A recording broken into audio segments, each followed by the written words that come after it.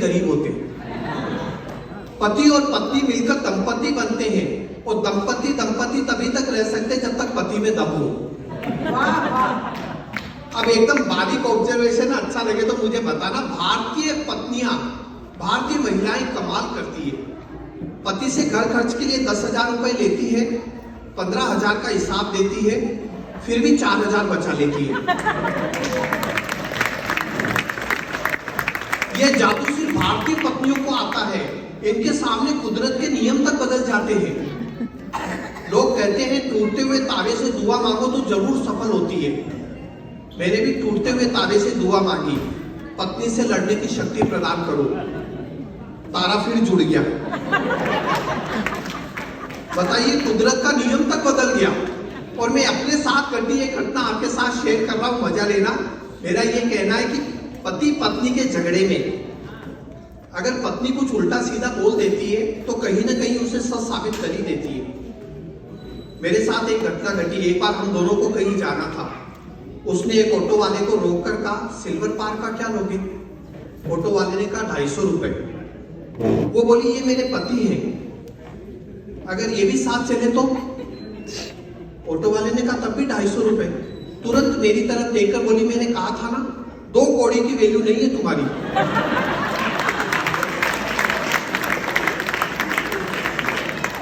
अब बताइए कब कहा था, कहां साबित किया और कैसे साबित किया? मैंने तो अपने जीवन में केवल एक बार अपनी पत्नी की शिकायत अपने ससुर जी से की, लेकिन उनका जवाब सुनकर मेरी सारी शिकायत धरी की धरी रह गई। मैंने कहा, ये कैसी खतरनाक चीज आपने मेरे पल्ले बांधी है? पत्नी क्या है, भूचाल है? ससुर जी बोले, बेटा मेरी सोच, मेरे पास तो इसकी भी मां है।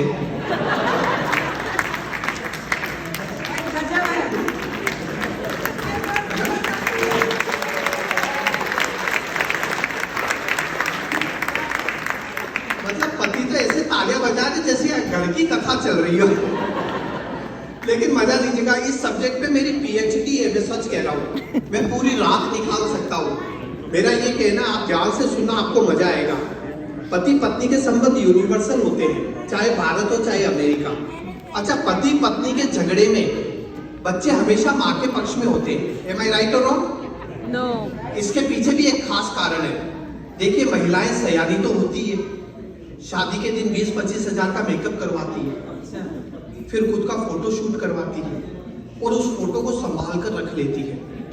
फिर 8-10 साल बाद जब भी पति से झगड़ा होता है, रोती हुई अलमारी तक जाती है, वो फोटो निकालकर बच्चों से कहती है, देखो मैं तो ऐसी थी, तुम्हारे बाप ने क्या हालत कर दी। और बच्चे तुरंत माँ के पक्ष में हो जाते हैं। उनको लगता है यही है वो हिटलर जिसने हमारी रानी मुखर्जी जैसी माँ को ममता बनर्जी बना दिया।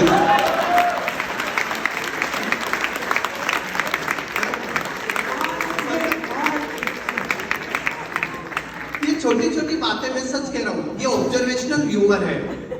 अभी देखिए, मोदी जी ने स्वच्छ भारत अभियान चलाया था, याद है ना आपको? यहां मैं बताना चाहता हूं, पुरुष महिलाओं के मुकाबले ज्यादा सफाई पसंद होते हैं। अब जो सबूत में ढूंढ कर लाया हूं वो अच्छा लगे तो मुझे पुरुषों की तालियां चाहिए।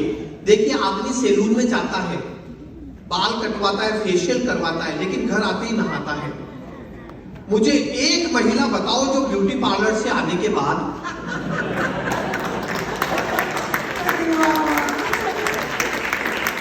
नहाने की छोड़ो मुंह भी धोती हो। अच्छा, ब्यूटी पार्लर को हिंदी में क्या कहते हैं आपको पता है? सुंदर कांड केंद्र।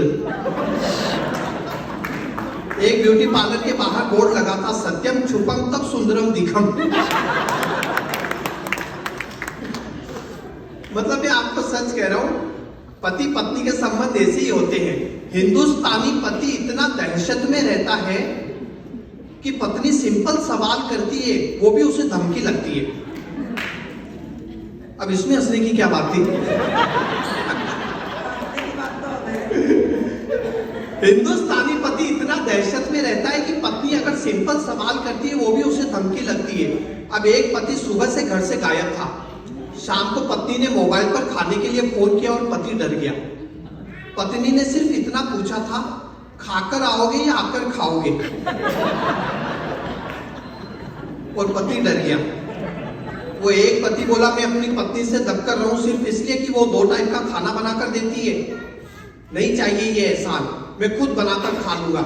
ये कहकर किचन में गया, कटोरी में रखी हरी चटनी ली, ब्रेड पर लगाकर खाया और सो गया।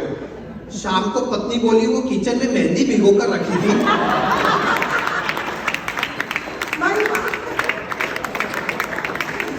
मजा आ रहा है ना? अच्छा लग रहा है? वाह वाह। तो थोड़ा सा पीछे तक माहौल बनाइए।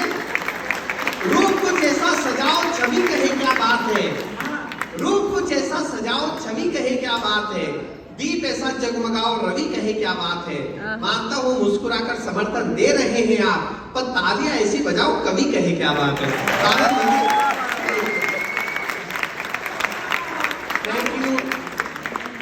थैंक यू जी। मैं यही कह रहा हूँ, मेरी कोशिश ये रहती है एक एक लाइन से हास्य पैदा करूं और ऑब्जर्वेशन से हास्य पैदा करूं, क्योंकि ऑब्जर्वेशनल ह्यूमर का वाकई कोई जवाब नहीं। मेरा एक और ऑब्जर्वेशन है, अच्छा लगे तो पीछे तक आपका आशीर्वाद चाहिए। एक मेरा ऑब्जर्वेशन ये है कि हमारे देश में हर आदमी ईमानदार है जब तक वो पकड़ा न जाए। पत्नी ने पति से कहा सुनते हो, अपना धोबी बड़ा चोर है, उसने 2 टॉवेल चुरा लिए। पतिदेव चिल्लाए कौन से, होटल ताज वाले या ओबेरॉय वाले?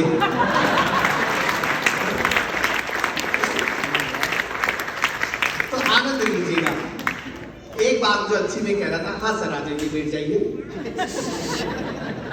ये कमाल का कॉन्फिडेंस है, सबसे लास्ट में आए और सबसे आगे की चेयर पे बैठे।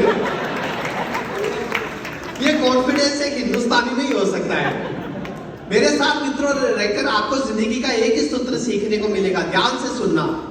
गौरव शर्मा आपको याद रहे न रहे, ये बात आपको हमेशा याद रहेगी। हमेशा खुश रहो, मस्त रहो, क्योंकि जिसमें मस्ती है बस उसी की हस्ती है। और एक बात ध्यान रखना, मस्त आदमी कभी स्वर्ग नहीं जाता। और अगर आगे की बात में आपको दम नजर आए तो उसे अपने जीवन में उतार लेना। मस्त आदमी कभी स्वर्ग नहीं जाता, बल्कि जहां जाता वही स्वर्ग बन जाता है।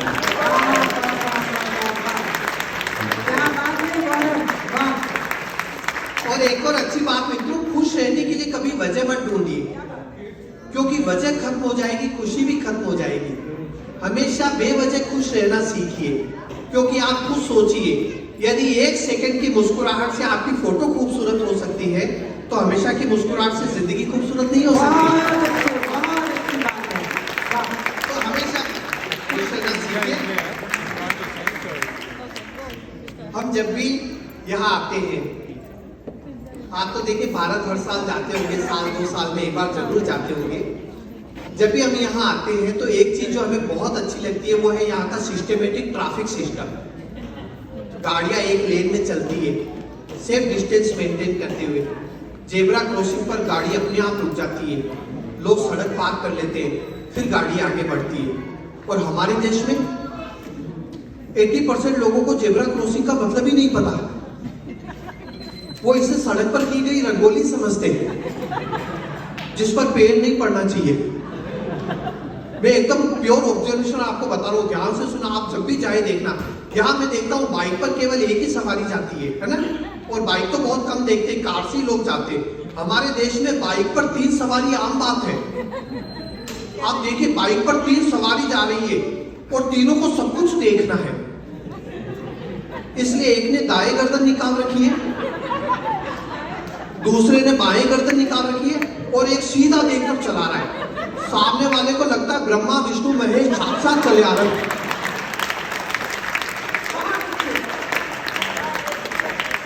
ये सीन आप जरूर देखते होंगे। वो बीच सड़क पर हाथ जोड़ के खड़ा हो जाता है कि आज तो दर्शन हो गए।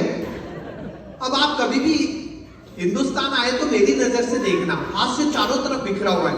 आप देखिए बाइक पर क्या क्या जा रहा है। बाइक पर बोरा जा रहा है, बाइक पर सोफा जा रहा है, बाइक पर सिलेंडर जा रहा है। एक दिन मैंने देखा बाइक पर सोफा जा रहा था, सोफे पे 3 लोग बैठे हुए थे। अब मैं तो मुंबई से आया हूँ, वहां एक ट्रैफिक हवलदार ने कार वाले से कहा ये हम सुरक्षा वीक मना रहे हैं, इसमें हम सिर्फ ड्राइव करने वाले को सरकार की तरफ से इनाम देते हैं। आप सीट बेल्ट पहनकर गाड़ी चला रहे हैं, आपको सरकार की तरफ से 1000 रुपए का इनाम दिया जाता है। बताइए इस इनाम का आप क्या करेंगे? कार वाला बोला अपना ड्राइविंग लाइसेंस बनवाऊंगा।